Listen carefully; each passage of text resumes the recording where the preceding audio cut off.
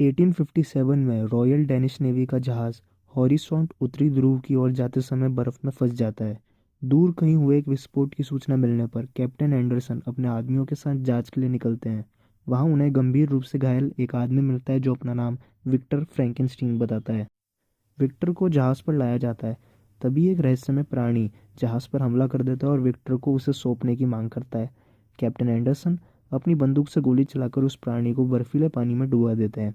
इसके बाद विक्टर खुलासा करता है कि उस प्राणी को उसी ने बनाया था और फिल्म एक फ्लैशबैक की तरफ जाती है। विक्टर की मां की मृत्यु उसके छोटे भाई विलियम को जन्म देते समय हो जाती है। विलियम उनके अभिजात प्रसिद्ध सर्जन पिता का चहेता बन मां के शोक और पिता के अत्याचारी व्यवहार से आहत विक्टर एक प्रतिभाशाली लेकिन घमंडी सर्जन बनते हैं।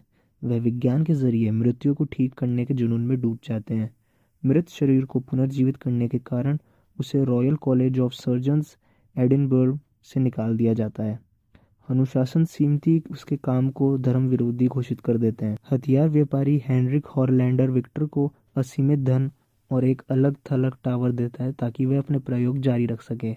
विक्टर अपने भाई विलियम की मदद से प्रयोगशाला बनाता है और विलियम की मंगेतर एलिजाबेथ से प्रेम करने लगता है।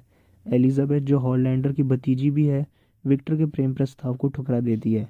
हॉरलैंडर परिणाम चाहता है। चल रहे क्रीमियन युद्ध में मारे गए अपराधियों और सैनिकों के अंगों से विक्टर एक शरीर तैयार करता है। वह बिजली की मदद से लसीका तंत्र, जिसको लिम्फेटिक सिस्टम बोलते हैं, उसमें प्रवाह भेजकर जीवन उत्पन्न करना चाहता है। सिफिलिस से मर रहा हॉलरैंडर मांग करता है कि उसका मस्तिष्क उस प्राणी में डाल दिया जाए जिससे वह अमर हो जाए। विक्टर मना कर देता है। हॉललैंडर प्रयोग को नष्ट करने की कोशिश में गिरकर मर जाता है। विक्टर प्राणी को बिजली देता है लेकिन प्रयोग असफल प्रतीत होता है। अगली सुबह विक्टर पाता है कि वह प्राणी जीवित है और उसका आविष्कार सच हो चुका है। उसमें अपार शक्ति और तेजी से घाव भरने की क्षमता होती है। विक्टर उससे सिर्फ एक शब्द सिखा पाता है, विक्टर। जब प्राणी बौद्धिक रूप से विकसित नहीं होता तो विक्टर अपने पिता की तरह क्रूर व्यवहार करने लगता है। एलिजाबेथ विक्टर से मिलने जाती है। वह प्राणी के साथ सहानुभूति रखती है और उसे अपना नाम बोलना सिखाती है। विक्टर विलियम से कहता है कि प्राणी ने हॉललैंडर को मारा है और उन्हें वहां से भेज देता है।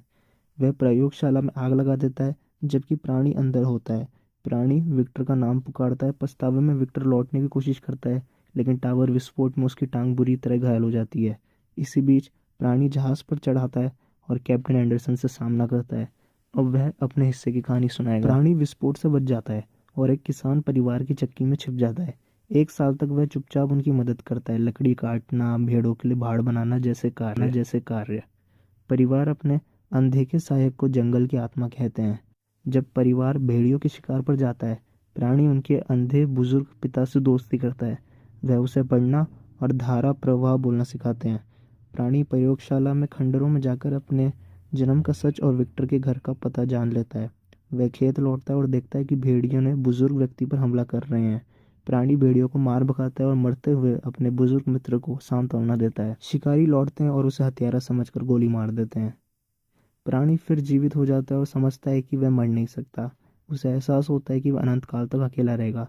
वह विलियम और एलिजाबेथ की शादी के दौरान विक्टर से सामना करता है और एक साथी बनाने की मांग करता है जिससे उसका भी टाइम पास हो सके। विक्टर प्राणी के वंश बढ़ने से डरता है, सख्ती से इनकार कर देता है और प्राणी उस पर हमला कर देता है। एलिजाबेथ वहां पहुंचती है और प्राणी को गले लगा लेती है, ये देखते हुए कि उसे राक्षस नहीं बल्कि एक पीड़ित आत्मा मानती है। विक्टर प्राणी को मारने की कोशिश में गोली चला देता है लेकिन गोली गलती से एलिजाबेथ को लग जाती है। एलिजाबेथ वही घायल होकर गिर जाती है। विलियम प्राणी पर झपटता है लेकिन वह भी घायल हो जाता है। मरते समय विलियम विक्टर से कहता है, असली राक्षस वो नहीं, असली राक्षस तुम हो।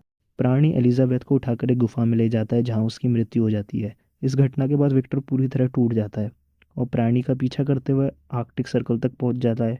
प्राणी खुद को खत्म करने के लिए डायनामाइट की छड़ी से आत्महत्या करने की कोशिश करता है लेकिन वह मर नहीं पाता। कहानी अब प्रेजेंट में आती है जहाँ घायल और पछतावे से भरे विक्टर और प्राणी का अंतिम सामना होता है। दोनों एक दूसरे को पिता और पुत्र कहकर संबोधित करते हैं और अपने अपराध स्वीकार करते हैं। कुछ समय बाद विक्टर अपनी चोटों के कारण मर जाता है। ये सब होने के बाद प्राणी जहाज को बर्फ से मुक्त कर देता है और कैप्टन एंडरसन अपना पीछा छोड़ने का फैसला करते हैं और जहाज को वापस घर ले जाने का आदेश देते हैं। अंत में अकेला प्राणी सूरज की रोशनी की ओर हाथ बढ़ाता है, ठीक वैसे ही जैसे विक्टर ने कभी उसे सिखाया था। तो ये थी फ्रैंकेनस्टाइन का हिंदी एक्सप्लेनेशन, जो अगर आपको पसंद आया हो तो ब्रेकिंग सिनेमा को लाइक शेयर सब्सक्राइब करना मत भूलना।